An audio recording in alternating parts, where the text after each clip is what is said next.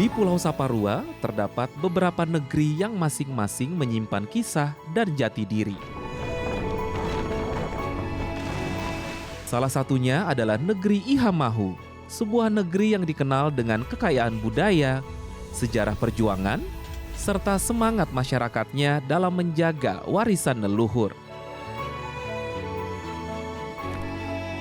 Ihamahu bukan hanya tempat tinggal, tetapi juga ruang kehidupan yang terus tumbuh melalui kearifan lokal dan usaha kecil masyarakatnya.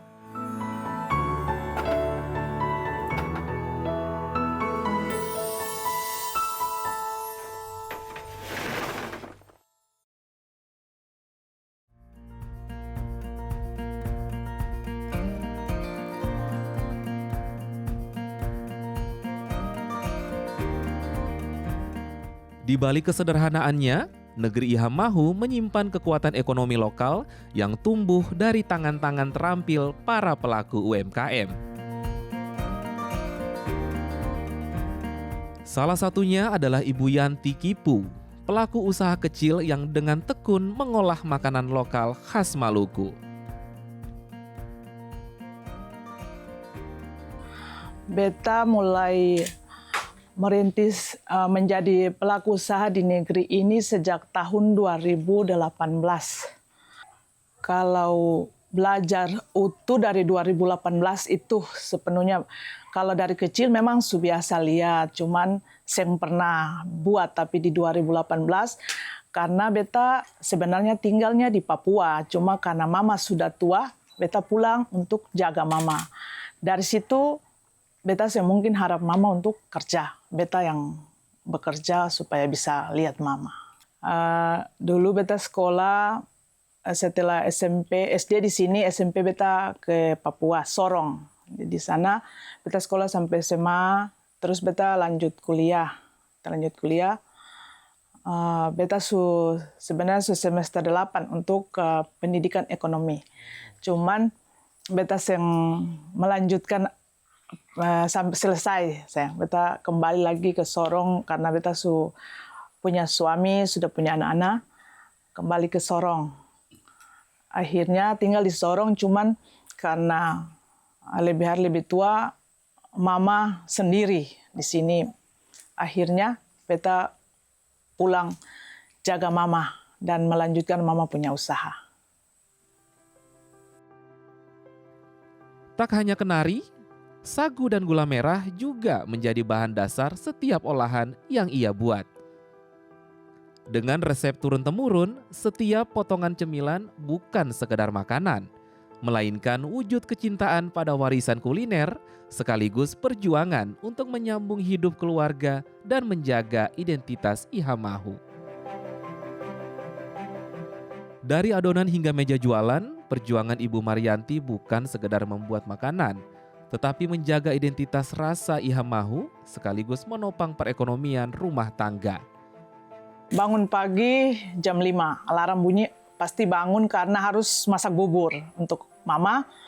Setelah dari itu lanjut untuk lihat bahan-bahan yang beta harus kerjakan di hari itu. Kalau beta mau bakar bagia kelapa ya harus sediakan. Semuanya beta harus siapkan.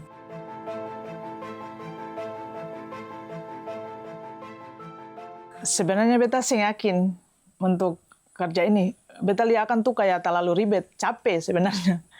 Cuman setiap hari beta mulai dari awal, beta belum bisa lihat oven ini dia punya yang bisa isi bagia ke dalam supaya masak itu bagaimana. Itu beta mulai belajar. Beta belajar dari mama, harus dia punya suhu segini, waktu yang diperlukan segini. Itu yang beta belajar dari mama. Terus mulai lihat mama campur bagia tuh, bagaimana tuh. Beta pikir enak, waktu lihat campur-campur begitu tuh enak. Tapi coba sendiri turun tangan. Beta bilang lidah yang keluar tuh ambil sih bisa masuk. Lelah memang. Cuman hari-hari kalau terus lebih rasa ringan, apalagi kalau kerja begitu akang berjalan bagus, orang datang beli terus tuh kan enak. Katong seng perlu mau minta uang di sapa-sapa. Katong pu uang sendiri, katong mau beli apa-apa sendiri, seng ada yang mau larang-larang katong. Jadi di situ beta rasa UMKM ini bagus untuk katorang.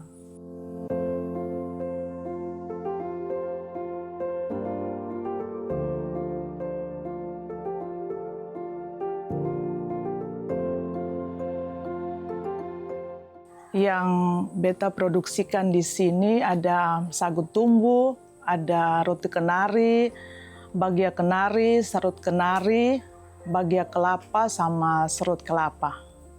Resep-resep yang bahan-bahan yang beta produksi ini itu semua dari mama, beta pu mama. Jadi turun-temurun. Kalau bagia kenari, cuma sagu sama kenari. Ada dia punya garam sedikit sama air, tambah kadang-kadang tambah bawang putih supaya marinasi saja. Sama hal dengan bagia kelapa. Ada sagu, ada kelapa, air garam, ada bawang putih sedikit.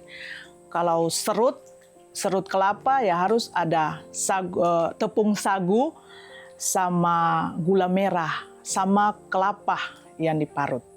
Sedangkan serut kenari, tepung sagu sama kenari yang dimolen. Kadang-kadang bahan bakunya yang agak sulit didapat karena musim-musiman kayak kenari, agak susah. Kelapa lebih susah lagi sekarang, kelapa. Entah kemana, tapi mulai susah. Kalau sagu masih dapat biar harga tinggi, tapi ada. Kalau kelapa dan kenari itu yang sudah paling sulit kita dapat sekarang. Dalam proses pembuatan masih tetap pakai alat-alat biasa saja.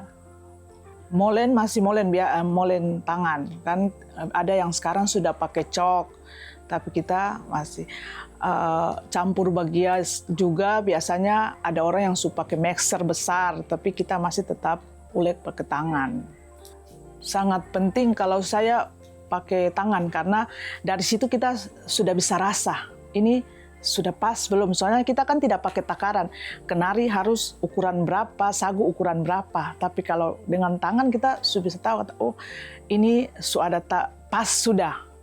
Dari situ kita bisa tahu bahwa sudah bisa dibagi untuk digulung jadi bagia.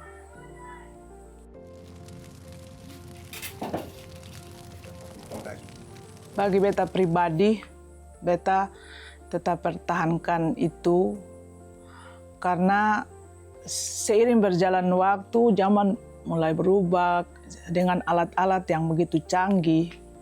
Banyak orang kerja yang buat hal yang sama yang beta buat, produk yang sama. Tapi dong pu rasa juga beda dengan beta. Terus harga yang dorang berikan untuk pasaran juga berbeda dengan beta. Beta punya agak mahal, dorang punya murah. Tapi rasa yang dorang punya tuh tidak dapat di beta pun rasa bagia. Jadi penting sekali ini untuk beta. Beta selalu jaga itu.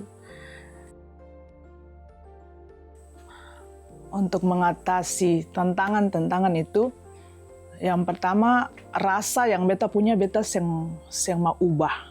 Satu, beta harus jaga benar bahwa rasanya tuh harus sama. Karena lidah yang rasa tuh selalu bilang ini enak begitu. Jadi bahan-bahan yang beta perlu juga sekalipun mahal, beta usahakan dapat, karena kalau ketika orang datang beli baru yang ada itu beta juga rasa rugi. Jadi sekalipun mahal, beta berusaha untuk ada, biar sedikit itu harus ada beta pun jualan di dalam rumah. Beta pun langganan-langganan juga, saya perlu lari ke tempat lain. Roti kenari satu jual mama.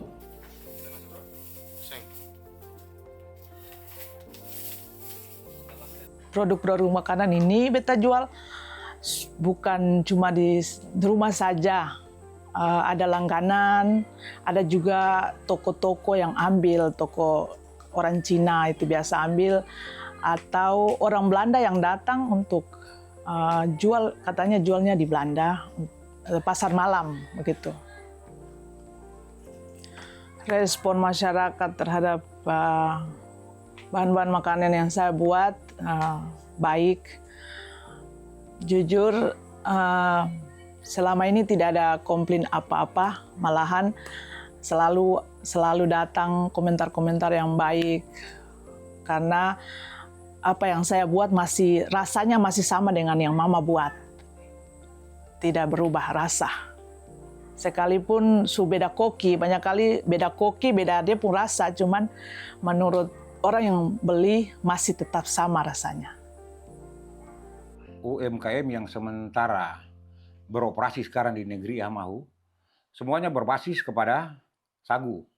Nah, untuk pengolahan sagu ini diolah macam-macam. Ada yang jadi bagea, ada yang jadi serut, ada pula yang jadi sagu sendiri, sagu lempeng itu. Nah, mereka di sini kita tunjang ya, kita tunjang dengan ada upaya-upaya pemberian modal dan sebagainya yang dilakukan dengan dana daripada desa ini sendiri. Nah, itu mereka berusaha nanti kalau memang ada ya keuntungan-keuntungan yang mereka dapat, pasti ada persentasinya untuk masuk ke desa. Itu merupakan kas desa atau merupakan PAD. Nah, selanjutnya itu pun bisa menambah pendapatan dan penghasilan mereka. Nah, kalau makin banyak UMKM yang bergerak, itu berarti bisa dijamin bahwa tingkat kesejahteraan masyarakat di sini bisa pada tahap, tidak sampai pada tahap yang tinggi, tapi tahap menengah itu bisa tercapai.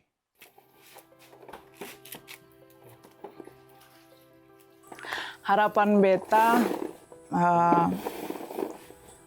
khusus untuk anak-anak muda di Ihamahu, jangan cuma berpikir bahwa pekerjaan sebagai pegawai negeri atau apapun itu yang paling utama. Sebenarnya tidak.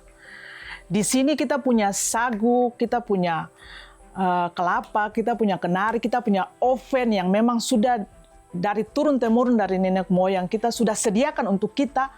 Sebenarnya itu yang paling harus kita usahakan terus ada, entah sampai kapan. Karena pendapatan dari oven bagia ini lebih besar dibandingkan pegawai negeri sekarang. Kalau saya mau bandingkan.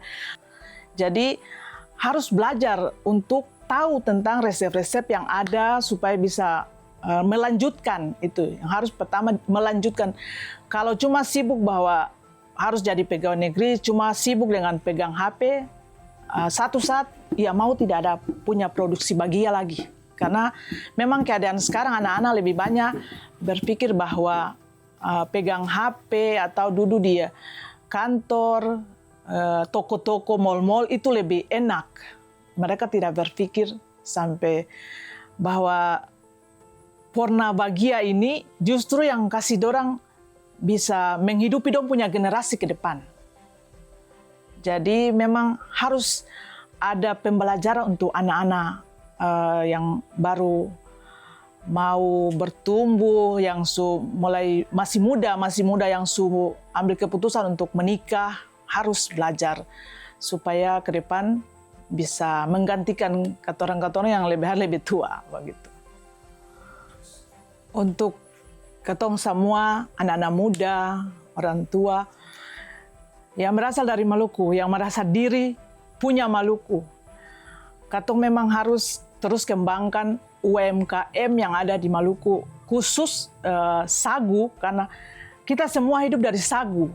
Entah kau lahir di kota, lahir di desa, semua sagu paling terutama dalam katong pun hidup.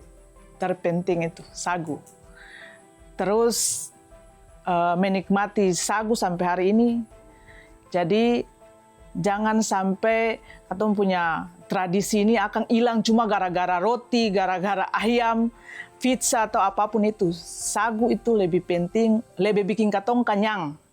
Dari dapur sederhana di negeri Ihamahu, lahir kisah tentang keteguhan hati, tentang cinta pada budaya, dan tentang perjuangan menjaga identitas. Ibu Yanti hanyalah satu dari banyak pelaku UMKM yang menjadi tulang punggung ekonomi lokal Maluku.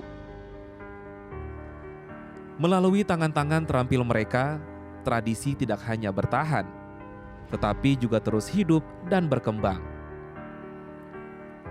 Inilah suara dari Iha Mahu, sebuah pesan sederhana bahwa mendukung produk lokal berarti ikut menjaga warisan, sekaligus memberi harapan bagi masa depan.